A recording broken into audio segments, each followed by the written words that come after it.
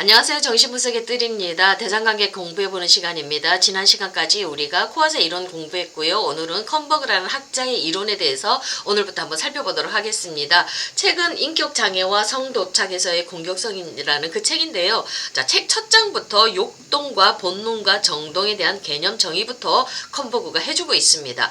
자, 이 정신분석을 배우는 데서 욕동, 본능, 정동 이런 단어들이 많이 나오는데 우리 개념 정의가 잘 안 되어 있으면 헷갈려 하지요. 네, 이 컴버그가 이 개념, 기본적인 개념부터 정의를 해주고요. 네, 정의를 해 나가는 데 있어서 또 역시 프로이드 이론부터 먼저 끌고 와서 프로이드 이론을 소개하면서 자신의 이론학과하고 비교해서 설명을 해주고 있습니다.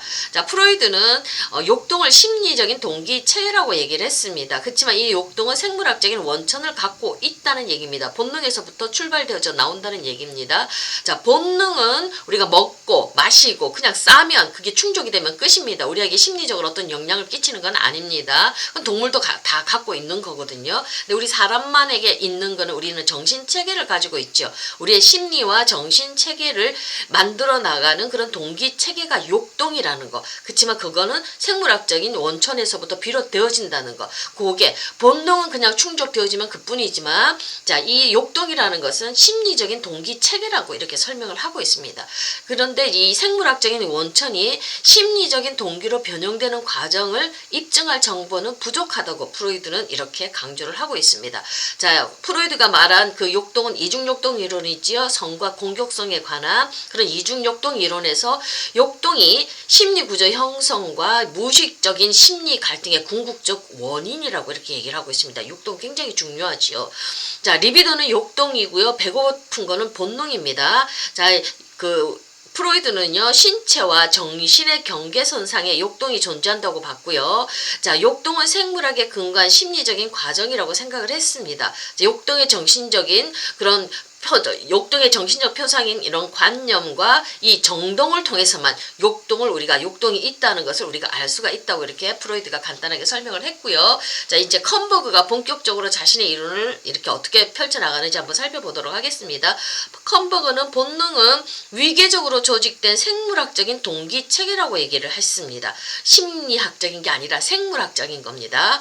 자, 여기는 섭식활동, 먹는 거, 그 다음에 위험이 있을 때 싸우고, 그 다음에 도망가는 것들, 동물적인 것들이죠. 그리고 짝짓기 행동, 이런 것들이 다 본능에 속합니다. 그렇지만 욕동은 좀 더 다르게 설명을 합니다.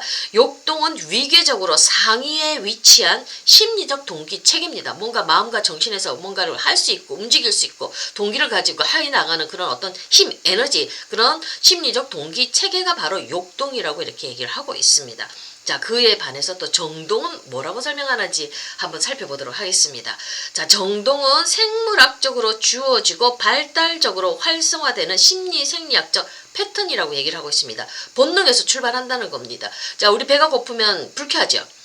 우리 또 배가 꽉 차면 아주 만족하고 포만감을 느끼죠. 자, 이 본능이 충족되어지면 나는 만족스럽습니다. 이 본능이 내 배고픔이 충족이 안 되어지면 화가 납니다. 불쾌합니다. 이런 생물학적인 것들을 우리 생물학적인 상태에서 본능에서 우리가 뭔가를 느껴지지만 본능은 여기까지지만 발달한다는 겁니다. 정동은 좀 더 발달하고 조직화된다는 겁니다. 활성화되면서 이게 심리 생리학적인 어떤 패턴을 가지면서 구조화된다는 얘기입니다. 자, 여기에서 불쾌한 것들은 공격적인 욕동으로 아주 즐겁고 쾌감을 주는 것들은 리비도적인 욕동으로 이렇게 이 패턴들이 모여지면서 심리적인 측면이 조직화되어서 구성되어진다고 이렇게 얘기를 하고 있습니다. 그러니까 정동이 욕동을 또 좀 더 구조화시키는데 영향을 준다고 이렇게 얘기를 하고 있거든요.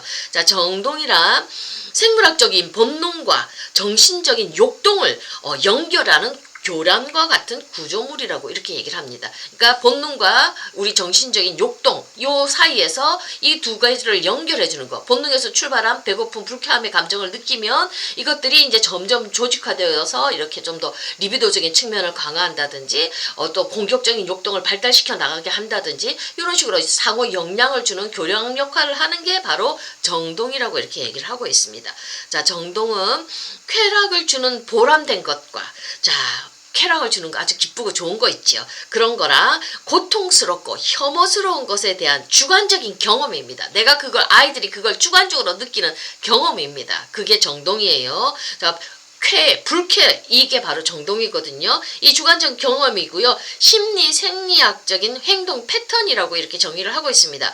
그리고 정동들은요, 질적인 면에서뿐만 아니라 양적인 면에서도 우리 각자가 다 다르지요. 또 정동은 생물학적인 방출 패턴입니다. 불쾌하면 그냥 불쾌함을 느끼면 불쾌한 거에 대해서 우리가 앙 하고 울지요. 좋으면 막 그냥 좋아서 방긋방긋 웃지요. 어떻든 간에 우리가 좋음과 불쾌감을 이렇게 방출한다는 겁니다. 방출 패턴이지만 심리 운동적인 행동을 통해서 관찰이 되어질 수가 있다고 얘기를 하고 있습니다. 또 정동은 처음부터 인지적인 측면을 갖고 있어서 즉각적으로 지각된 내용에 대해서 적어도 우리 아이들이 좋다 또는 나쁘다라는 평가를 할 수 있다고, 기초전선에서 그렇게 할 수 있다고 이렇게 얘기를 하고 있습니다.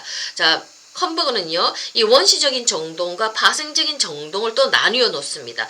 원시적인 정동은 출생 후 한 2살에서 3살까지의 강렬하고 어떤 포괄적으로 나타나고 또 산만하고 명확히 분화되지는 않았지만 어떤 인지적인 요소는 갖고 있다고 얘기를 합니다. 쾌, 불쾌에 대한 그런 인지적인 요소는 갖고 있습니다. 근데 여기 조금 더 발달되어서 나가면 이제 파생적인 정동이 나옵니다. 이걸 원시적 정동이 이렇게 조합되고 분열되고 구성되고 막 복잡해지면서 인지적으로 좀 더 정교화되어서 분화되어서 나오는 걸 얘기를 하거든요. 이게 바로 여기에서 정서나 감정들이 나온다고 이렇게 얘기를 하고 있습니다. 그러니까 원시적인 정동이 있고 좀 더 원시적 정동이 복잡하게 분화되어서 종합되어지면서 구조화되어지면서 우리에게 나타나는 정서나 감정들이 나타나진다고 이렇게 설명을 하고 있습니다. 그러니까 정동에서부터 정서나 감정들이 만들어지는 거죠. 그러니까 우리 인간의 정신생활을 나누는 경험하고 무의식을 이렇게 우리가 분석해 들어가는 데 있어서 이 정동의 역할이 굉장히 중요하지요. 우리 정서 이런 것들 파악하는 것들 굉장히 중요하지 않습니까? 자, 이런 것들, 이런 파생적인 정동이 바로 원시적 정동에서 나오는 이 파생적인 정동이 우리 인간의 정서를 만들어낸다고 이렇게 컴버그는 설명을 하고 있습니다. 자, 정동과 역동의 관계를 우리 컴버그는 어떻게 설명을 하느냐면요. 프로이드는 정동과 역동 개념은 사실상 서로 교환이 이렇게 정동과 역동은 교환이 가능한 거라고 이렇게 프로이드는 설명을 했습니다. 근데 컴버그는요. 정동은 발달 과정을 통해서 변형된다고 얘기를 합니다. 변형되면서 내재화된 대상 관계들과 통합된다고 이렇게 얘기를 하고 있습니다. 자, 정동은 리비도적 계열의 쾌락적 정동과 공격적 계열의 고통스러운 정동으로 양분되어서 발달한다고 얘기를 합니다.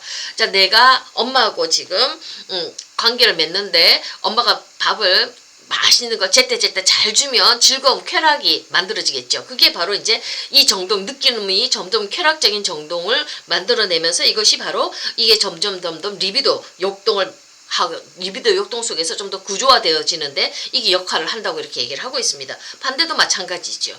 자, 이렇게 정동과 욕동은 서로 간에 이렇게 주고받는 관계가 있다고 이렇게 컴버그도 얘기하고요. 프로이드도 이 서로 사실상 이게 서로 교환이 가능하다고 이렇게 말씀들을 하고 있습니다.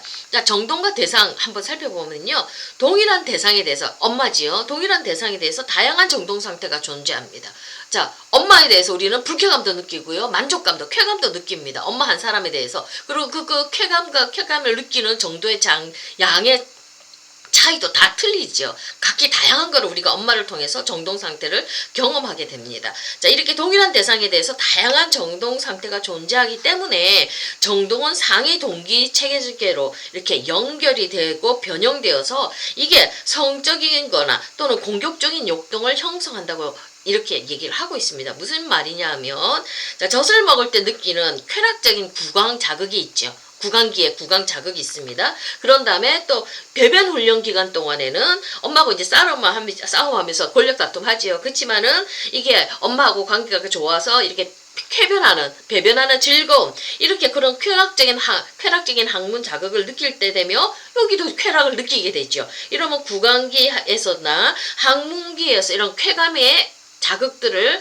자꾸 이렇게 발달적으로 이렇게 경험하게 되면서 이게 리비도 발달로 이어진다고 얘기를 합니다. 좋음을 경험한 것들, 좋은 정동들이 경험한 것들이 리비도 욕동들을 구조화시키는데 이게 영향을 끼친다고 이렇게 얘기를 합니다. 그것들이 하나로 다 연결되어지고 리비도 발달을 만든다고, 리비도 욕동을 만든다고 이렇게 설명합니다. 반대도 가능한 거지요. 좌절에 대해서 경로 반응하지 않습니까? 불쾌감, 그런 것들, 구강기 때 불쾌감, 젖을 충분히 먹지 못한 거에 대한 분노, 그런 불쾌감 그거 있고요. 또 항문기 때 엄마하고 권력 다툼하면서 엄마한테 지금 이 관계가 좋지 않을 때 불쾌감 경험하면 이런 것들이 나쁜 불쾌감이 경험들이 이어져서 공격적인 욕동을 형성하고 구조화시킨다고 이렇게 얘기를 하고 있습니다. 그러니까 욕동의 어떤 재료가 되는 것이 정동이라고 이렇게 설명을 하고 있습니다.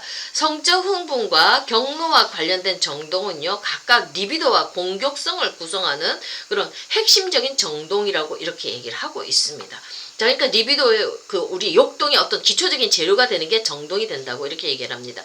자, 모든 정동이 정동이 욕동으로 변화되는 건 아닙니다. 그렇지만 이 욕동을 이루는 어떤 한 기초 재료, 한 재료가 될 수 있는 게 바로 정동이라고 이렇게 컴버그는 얘기를 하고 있습니다. 자, 정동과 심리 내적인 역동에 대해서 말을 또 하고 있거든요. 우리가 이 정동이 우리 내면 속에 어떻게 구조가 되는가 그런 것도 살펴봐야 되지 않습니까? 이런 것들이 우리 무의식 안에서 들어가 있었을 때 우리에게 불쾌함을 계속 가져다 주고 또 우리가 임상 현장에서 이걸 분석을 해야 되기 때문에 정동과 심리적 내적인 역동이 어떤 관계에 있는지 우리가 살펴보면요. 정동은 생물학적으로 결정된 본능적인 요소와 욕동으로 구성된 심리 내적 구조를 잇는 연결고리라고 이렇게 얘기를 하고 있습니다. 그러니까 일련의 만족스럽거나 혐오적인 정동 상태들이 리비도와 공격성이라는 그런 이중 노선을 따라 나뉘고요. 정동은 욕동을 구성하는 기본 재료이다고 이렇게 얘기를 하고 있습니다. 자, 정동 상태는 내재화된 대상 관계를 이루는데요.